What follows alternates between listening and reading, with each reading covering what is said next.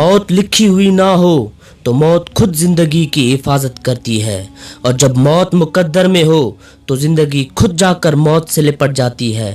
دنیا کے بزدلوں کو میرا یہ پیغام سنا دو، اگر موت میدان جنگ میں ہوتی تو خالد کبھی بستر پر نہ مرتا۔ وہ اعلیٰ نسل کے جنگی گھوڑے پر سوار تھا، اس کی زرہ گھوڑے کی زین کے ساتھ بندھی ہوئی تھی، اس کی کمر سے تلوار لٹک رہی تھی، اس کے ہاتھ میں برچی تھی۔ اس زمانے میں مردوں کے قد دراز، سینے چوڑے اور جسم گھٹے ہوئے ہوتے تھے۔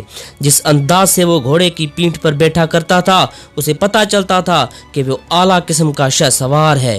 اس کے چہرے پہ خوف کا ہلکا سا بھی تاثر نہیں تھا۔ اگر اسے دنیا کا سب سے بڑا جرنیل کا لقب دیا جائے تو وہ بھی اس کی بہادری اور شان کے آگے ایک ادنا سا لقب ہے۔ وہ ایک کمانڈر تھا، وہ ایک فاتح تھا۔ اس نے اپنے دور کی بڑی بڑی طاقتوں کو فتح کر کے ان کو دھول چٹا دی۔ اس نے عراق فتح کیا، ایران فتح کیا، ارمینیا، اردن اور شام۔ وہ ایک ناقابل شکست کمانڈر تھا۔ اس کا لقب سیف اللہ یعنی اللہ کی تلوار تھا۔ وہ تھا خالد بن ولید رضی اللہ تعالی عنہ۔ تو ناظرین، جو آج ہمارا موضوع گفتگو ہے وہ ہے حضرت خالد بن ولید رضی اللہ تعالی عنہ۔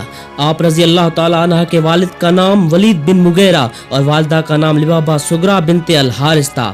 آپ رضی اللہ تعالی عنہ کا تعلق مخزوم قبیلہ سے تھا جو قریش قبیلہ بنو ہاشم کے بعد مرتبہ میں دوسرے نمبر پر آتا تھا۔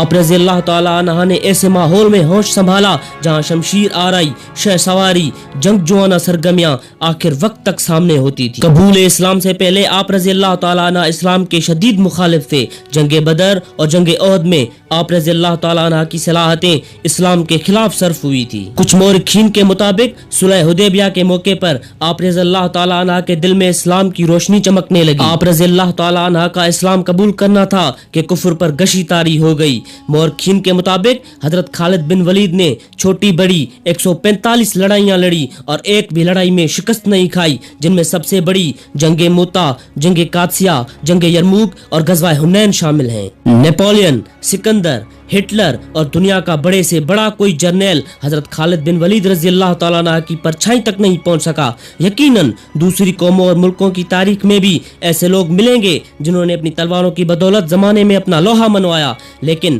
اپنی زندگیوں میں کتنی بار انہوں نے یہ کارنامے سر انجام دیے۔ جن قوموں اور ملکوں کو انہوں نے شکست دی ان کی حربی قوتیں کیا تھی؟ اگر ان سوالوں پر غور کیا جائے تو نیپولین، سکندر اور دنیا کے دوسرے فاتحین کی داستانوں کا تجزیہ کرنے کے بعد صرف یہی نتیجہ نکلتا ہے کہ طاقت نے کمزوری کو، کثرت نے قلت کو اور ظلم نے مظلوم کو فتح کیا۔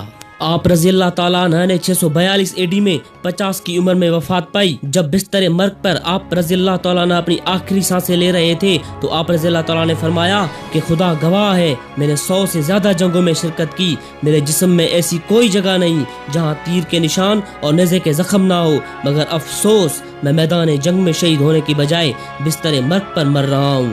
یہ دلیرانہ جملہ کہہ کر آپ رضی اللہ تعالیٰ عنہ کی روح پرواز کر گئی۔